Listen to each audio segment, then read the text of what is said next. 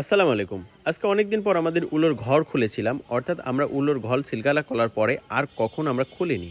তো আজকে খুলে খুব ভয়াবহ অবস্থা দেখলাম, ধুলাতে একবার জরাজন্য হয়ে গেছে। আর খোলার উদ্দেশ্য হচ্ছে এগুলো ঠিক আছে কিনা এটা দেখার জন্য, আর পাশাপাশি গ্যাস ট্যাবলেট দিয়ে দেওয়ার জন্য। যদি কোনো পোকা থাকে বা ইঁদুর থাকে চলে যাবে। তো এর আগের দিন রাত্রে অনেকদিন পর আমাদের পাটকাঠি এসেছে। অর্থাৎ আমরা বেশ কিছুদিন পাটকাঠি এনেছিলাম না, অর্থাৎ আগেরগুলোই আমরা পালাতে উঠেছিলাম এবং হিসাব নিকাশ কমপ্লিট করেছিলাম। তারপরে নতুন করে আজকে রাত্রে নিয়ে এসেছি। অর্থাৎ এটা আমাদের আবার নতুন করে শুরু হলো। অর্থাৎ যে পালাটা করছি এই পালাটা কমপ্লিট করার জন্য আরও কিছু পাটকাঠি লাগবে, আর সেগুলোই আমরা মূলত নিয়ে এসেছি। এবং আস্তে আস্তে যতদিন পাওয়া যাবে ততদিন আলহামদুলিল্লাহ আসতে থাকবে বা আমরা আনতে থাকবো। তো সবাই দোয়া করবেন এখান থেকে যেন আমরা একটা ভালো প্রফিট করতে পারি। যাই হোক, এই কাজটা চলছিল।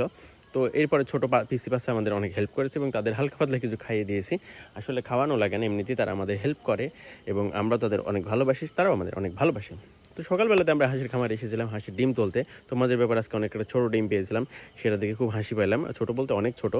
এরপরে যেহেতু আমাদের পাটকাঠি এসেছে রাত্রেবেলায়, আমরা পাটকাঠির গেটিংও করেছি। আর আমাদের হাঁসের খামারের সিঁড়িটা মাঝে মধ্যে ভেঙে যায়, কারণ হাঁস প্রচুর পরিমাণ ওঠানামা করে, দৌড়ঝাঁপ করে। এই কারণে সিঁড়িটার মাঝে মাঝে যে বাতাগুলো দিয়ে আছে বাঁশের, সেগুলো খসে যায়, বা যে আমরা চটগুলো দিয়ে থাকি চটগুলো ছিঁড়ে যায়। তো আজকে নতুন করে আবার চট দিয়েছিলাম, আর আমাদের হাঁসগুলো সাইড দিয়ে বের হয়ে আসছে। তো এই কারণে আবার জালটাও ঠিক করেছিলাম। অর্থাৎ আমাদের আজকে হাঁসের খামারের কাজটাই বেশি করা হয়েছে। পাটকাঠি গেটিং আমরা খুব একটা করিনি, নতুন করে করতে হবে এবং আগামীকাল থেকে আমরা মূলত এই কাজটাই করব। তো এর মধ্যে আবার দেখলাম যে হাঁসের ফিড পরে অনেক লাভা তৈরি হয়েছে, যেটা মাছের খাবার হয়। তো আমরা সেখান থেকে কিছু লাভা তুলে পুকুরে দিয়ে দিছি যেন মাছ খেতে পারে, যেহেতু শীতের দিন মাছ খুব কম খায় এবং আমরা খুবই কম খাবার দিয়ে থাকি এখন।